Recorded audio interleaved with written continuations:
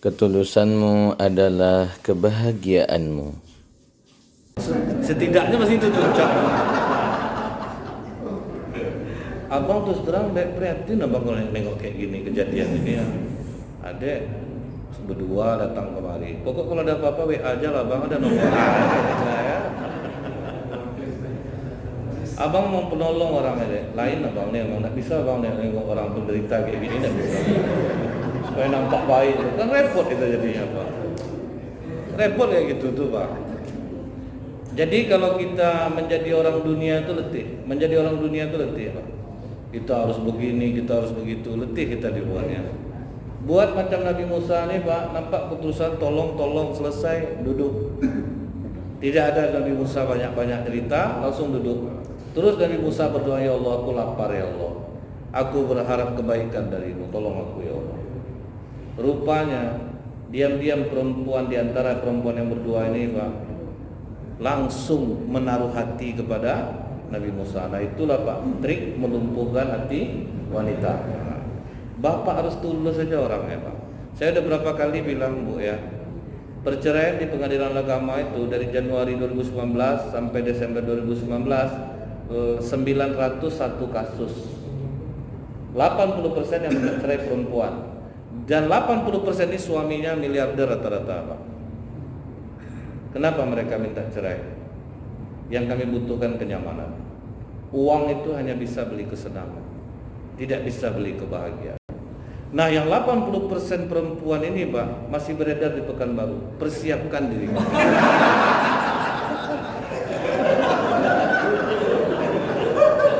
Mereka bosan kaya bu, bosan kaya. Mereka udah dia kalau sempat nonton ibu ini nanti kalau Abu upload, Ustaz Abu upload, mungkin dia masuk nanti itu. Saya yang diceritakan Ustaz. Ya bu, ya Ustaz Abu nih. Iya, saat kita ini pak.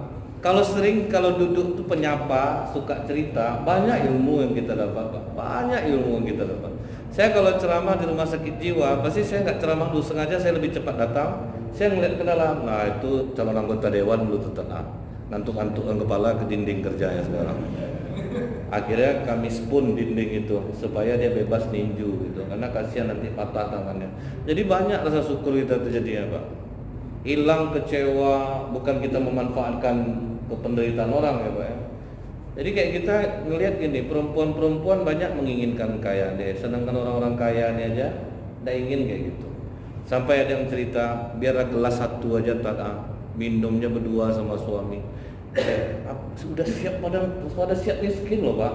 Nanti lah kalau mau Bapak nomor WA ya. Dosa lagi Pak. Nih saya sambil bercanda-canda aja nih. Enggak lah. Maksudnya enggak macam itu, betul lah Pak ya, penderitaan. Saking mereka merindukan kebahagiaan. Nah, Nabi Musa tulus. Jadi ketika orang tulus itu Pak ya, mengenai hati jadi ya. Kena hati jadi. Kalau kita kerja sebagai teller itu kan senyum kita drop jauh namanya Pak. Senyum yang dibuat-buat.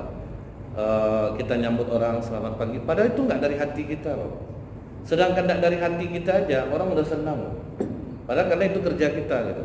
Apalagi kalau kita dari hati Pak. Kalau dari hati itu memang beda Pak. Masuknya itu pun jadi beda jadi. Contohnya gini ya Pak ya. Kami waktu itu cerita, saya sama Ustaz Mas Riyadi. Apa yang disampaikan Ustaz Somad itu semuanya kita tahu. Tapi cara beliau tulus menyampaikan itu kita yang tidak dapat. Dia dari hatinya menyampaikan Pak. Bukan tidak tahu kita isi ini. Cuman itulah kelebihan beliau, ketulusannya. Nah jadi akan berbeda jadinya Pak. Akhirnya salah satu di antara yang berdua ini ngomong ke bapaknya, Pak, tadi kan kami antri Pak ngasih minum ternak, ramai betul laki-laki. Datang seorang laki-laki kuat yang bisa dipercaya Pak. Dibantunya kami, dibawanya ternak kami, diangkatnya batu besar tuh Pak, dikasihnya minum. Siapa bapak anak perempuan ini? Nabi Suhaib. Nabi Suhaib udah tua Pak. Apa kata Nabi Suhaib? Panggil dia kemari. Nah disuruh panggil. Mendekatlah perempuan ini. Dia cuman di dalam Al-Qur'an, dalam surah Al-Qasas itu disebutkan anak Nabi Shu'aib ini malu-malu. Qasas 25 sampai 28. Jadi dia datang malu-malu. Jadi ini perempuan baik itu malu-malu gitu, tidak malu-maluin. Ya kan kadang adalah Pak perempuan ini kalau bangkit MPO-nya Pak, ampun itu dibuatnya Pak. Sampai ilfil kita nengok dia Pak. Sibuk dia buat TikTok yang gini-gini itu Pak. Itu kalau udah apa namanya itu udah pengen betul dilihat orang gitu. Pengen dilihat orang. Jadi dia malu-malu datang, kemudian sampai kepada Nabi Musa, dia katakan, "Wahai saudara, ayah kami ingin bertemu denganmu." Artinya apa Pak? Perempuan kalau memang suka kepada seseorang, jangan nahan hati untuk menyampaikannya. Kebanyakan kan malulah, kita kan perempuan, masa kita dulu yang nyampein. Ummul Mukminin Khadijah aja dia yang dulu nyampein kan, bahwa dia punya rasa sama Rasulullah. Ini tunggu-tunggu juga lewat umur 30 kan jodoh di tangan Tuhan Ustaz, betul di bawah 30. Kalau di atas 30 kok angkat tangan lagi. Kalau maksudnya itu apa Pak? Kita ini semua udah dijadikan Allah sepasang. Allah udah kasih kita akal, Allah kasih kita hati. Apa yang kurang di diri kita? Padahal kita udah dijadikan Allah sepasang-sepasang semuanya. Berarti ada yang tidak beres di diri kita. Kenapa orang nggak mau mendekati kita? Kenapa orang kok nggak suka sama kita?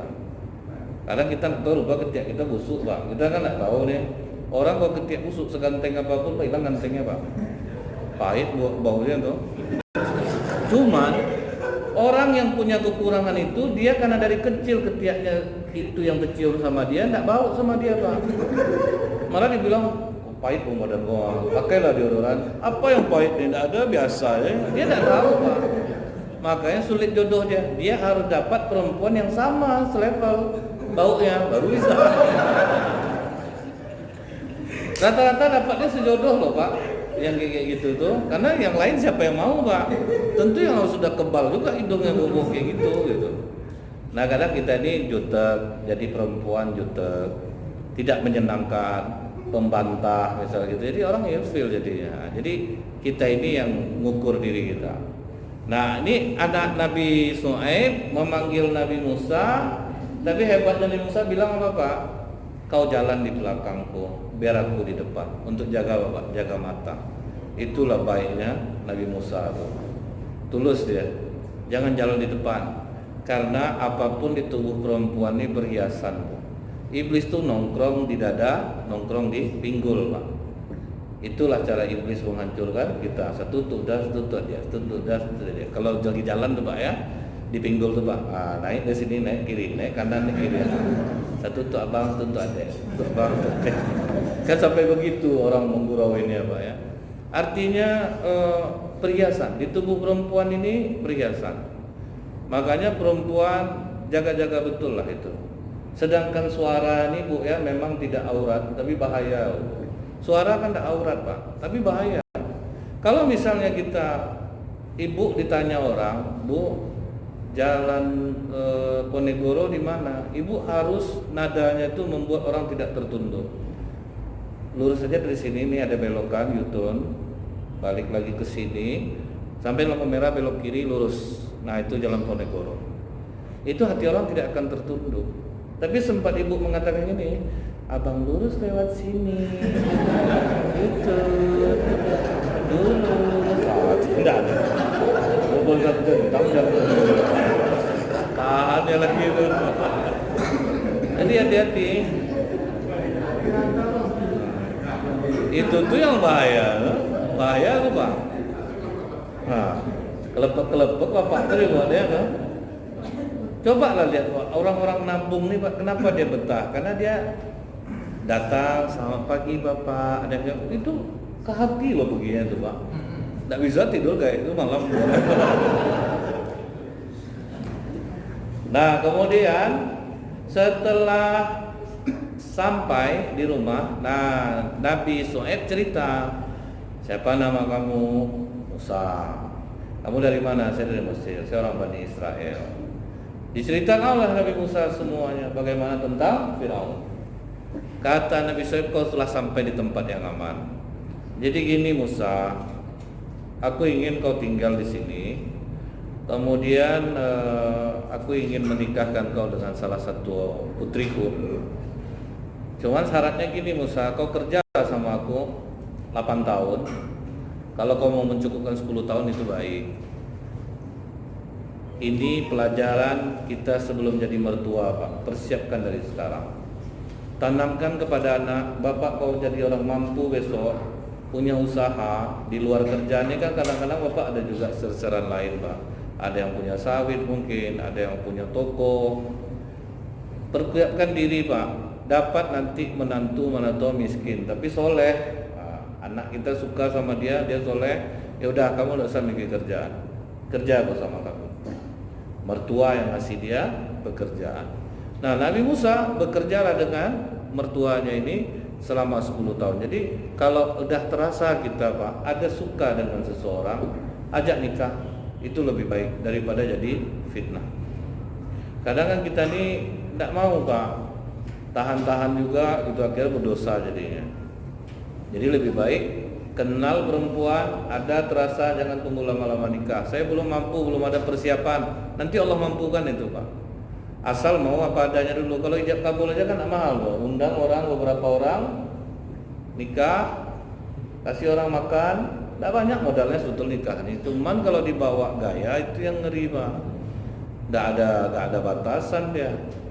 Ada waktu itu orang nikah, di acara nikah saya tanya berapa, habis 1 miliar lebih. Menurut saya angkanya sangat besar, tapi sesuai lah. Kalau orang kaya nih, Pak, buat acara balik modal, Pak. Orang ngasihnya besar juga. Orang miskin yang nikah yang kasihan, Pak, karena tisu aja dikasih orang. Nah, itu enaknya jadi orang kaya. Memang kita ini tidak boleh beda-bedakan orang, tapi memang berbeda gitu tuh, Pak. Memang tidak bisa deh dibilang kita tidak boleh membeda-bedakan. Ini contohnya, Pak, ya. Orang kaya sedang makan sama-sama terkentut, tidak ada yang komplain satupun, Pak. Udah minta maaf, Pak Haji, itu maafkan saya, Pak, ya terkentut. Pak Haji, bagus kentut tuh, Pak Haji. Orang aja habis operasi nunggu kentut baru boleh makan. Tapi ketika orang miskin, Pak, yang kentut, kok tidak ada otak. Memang berbeda. Itu tidak bisa, Pak, dimungkiri. Nah, jadi kalau kita ada terasa nikah itu sebetulnya nggak apa-apa. Saya alhamdulillah, anak saya pun ngomong, Pak, besok kalau nikah nggak usah yang besar-besar. Alhamdulillah, betul tenang, bagus. Jangan memberatkan orang. Taruh betul laki-laki bagus untuk dia lagi, Pak. Kenapa mesti harus kita besar-besarnya? Tapi kalau ada, apa pula salahnya, Pak? Yang tidak ada dipaksakan nih ya, itu tuh yang kadang ngeri. Gitu. Kalau memang kita mampunya sekian undangan ya udah buat segitu. Tapi kalau memang rasanya anggarannya kalaupun kita berutang nanti bisa kita ganti, nggak apa-apa juga, Pak. Utang dulu ini, utang dulu itu, nggak ada masalah sih. Pas buka amplop, lupa nggak cukup. Baru tuh datang tukang kelapa ke rumah, Wak sedang bulan madu, Pak, ya. Datang orang tukang kelapa pasar, kelapa belum bayar sekian, ayam belum, itu yang ngeri itu. Nah, dinikahkan secara sederhana aja. Nabi Musa dinikahkan secara sederhana. Tinggal dia 8 tahun bersama mertuanya. Setelah 10 tahun, nah setelah penuh angkanya, apa kata Nabi Musa? Nabi Musa segan ngomong sama mertuanya nih, Pak. Jadi dia ngomong lewat istrinya. Bilanglah sama bapak, kita mau pulang kampung. Udah rindu aku mau balik ke Mesir. Terus minta sama bapak beberapa ekor kambing untuk bekal kita di jalan. Nah, dikasih sama Nabi Shu'aib. Udah, kalau kalian mau pergi, dibawalah anak-anak Nabi Musa semua. Mereka mulailah jalan. Nah, pas sampai di tengah jalan, Nabi Musa itu sengaja ngambil tempat yang jarang dilalui orang. Rasa takut terhadap Nabi Musa itu ada, Pak. Jadi kenapa sekarang diperpanjang mencari buronan itu, Pak? Ya mungkin karena ada kasus Nabi Musa nih, Pak, ya. 10 tahun masih dicari, Pak. Lu kan 5 tahun habis gitu, Pak, ya. Sekarang kan disambung lagi. Ya, DPO-nya lama jadinya. Nah, Nabi Musa juga diambilnya jalan lain. Karena penerangan tidak ada, nampak cahaya dari atas. Apa katanya sama istrinya, kau tunggu di sini, aku lihat ada cahaya di sana. Mana tuh bisa kita ambil penerangan, nanti aku bawa turun ke bawah. Nah, Nabi Musa berangkat ke atas. Berupa sampai di atas terdengar dari cahaya itu, aku adalah Allah. tiada Tuhan selain aku. Cuman soal makanya Nabi Musa ini disebut Nabi yang berbicara dengan Allah tanpa perantara Jibril. Itu kelebihan Nabi Musa, Pak. Cuman dia tidak pernah melihat Allah. Kemudian Allah bertanya kepada Nabi Musa, "Wa matilka biyaminika ya Musa?" Apa yang di tangan kau itu Musa?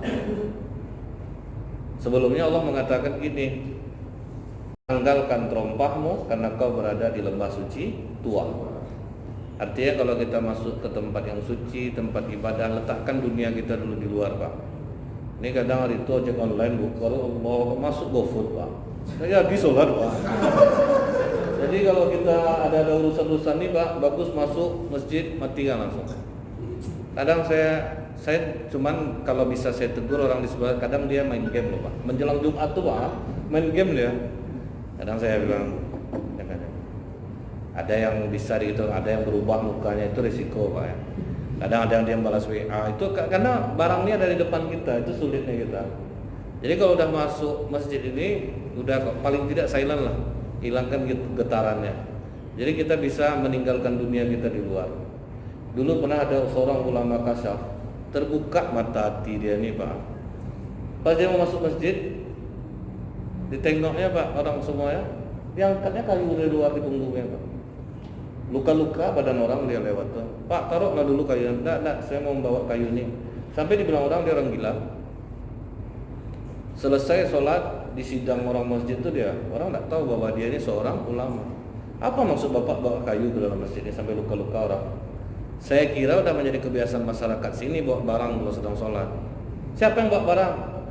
Imamnya tadi banyak buku di atas kepala. Mikir bahan ceramah imam. Iya, kok tahu dia? Tuh, Pak. Sedangkan bahan ceramah nampak buku di atas kepala imam tuh, Pak. Ini sedang mikul semen katanya.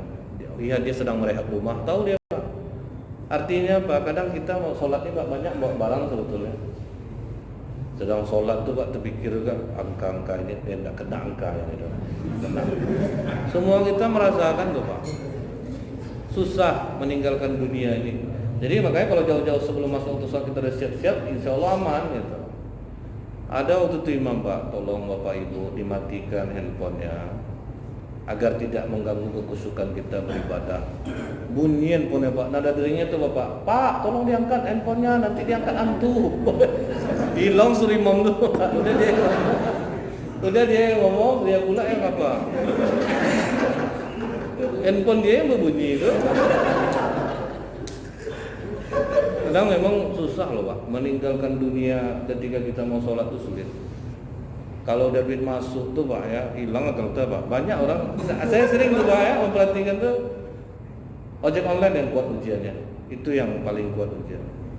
Kadang mereka udah mau sholat Pak, masuk orderan itu berat Pak. Kalau di Mekah tak mau tahu Pak, Allah langsung tutup Pak, salah-salah diterimpit kepala kita sama rolling door Pak. Orang tuh main kencang aja nutup. Pokok kalau udah Allahu Akbar tuh langsung berhenti semuanya. Nah, Nabi Musa ketika ditanyakan oleh Allah, "Apa di tanganmu itu Musa?" Ini dijawab Nabi Musa, "Qala ya asaya tawakkau 'alaiha wa ahussu biha 'ala ghanami wa liya fiha maribu ukhra." Ini adalah tongkatku yang aku gunakan untuk bertelekan di atasnya, untuk mencari rumput, dan aku gunakan untuk yang lain. Kemudian kata Allah kepada Nabi Musa, "Alqiha ya Musa." Coba lemparkan tongkat itu Musa. Dilemparkan langsung berubah menjadi ular. Nabi Musa lari itu nggak Pak. Takut itu hal yang biasa. Lari Nabi Musa, kemudian Allah katakan, "Coba pegang baik-baik." Dipegang baik-baik langsung berubah dia lagi menjadi tongkat biasa. Nah itu mukjizat kaum Musa. Masukkan tanganmu ke dalam bajumu, keluar cahaya dari tangan Nabi Musa. Nah dengan dua inilah kau mendakwahi Fir'aun. Cuman itulah Pak, apa pesan Allah? Berlemah lembutlah kau kepada Fir'aun. Dari ayat inilah Pak, saya mengambil kesimpulan sangat salah kalau kita menasihati pemimpin di mimbar-mimbar ceramah. Enggak boleh. Sedangkan Fir'aun aja yang udah ngaku Tuhan Pak, perintah Allah kepada Nabi Musa, berlemah lembutlah kepadanya. Ketika Harun Ar-Rasyid dinasihati seorang ulama, kasar dia Bu, "Kamu nih sebagai pemimpin harus begini." Kata Harun Ar-Rasyid, "Belum sekejam Fir'aun aku ini lagi." Fir'aun aja yang kejam yang ngaku Tuhan, Allah suruh Musa berlemah lembut. Jadi jangan pernah kita Pak mengkritik pemimpin, mengkritik siapapun di mimbar-mimbar ceramah seperti itu. Karena itu tidak adabnya, tidak adabnya. Nah cuman kita ini aneh pula Pak, siapa yang suka maki pemimpin itu yang kita undang Pak. Itu kenanya kita nih Pak. Senang betul kita nampak orang memaki-maki itu, Allahu Akbar. Saya kadang-kadang bingung. Ini udah tipu daya iblis ini. Nah, karena di Al-Quran Nabi Musa disuruh berlemah lembut. Nah mudah-mudahan Pak yang sedikit ini bermanfaat. Lebih kurang saya mohon maaf. Subhanakallahumma bihamdika asyhadu an la ilaha illa anta astaghfiruka wa atubu ilaik. Assalamualaikum warahmatullahi wabarakatuh.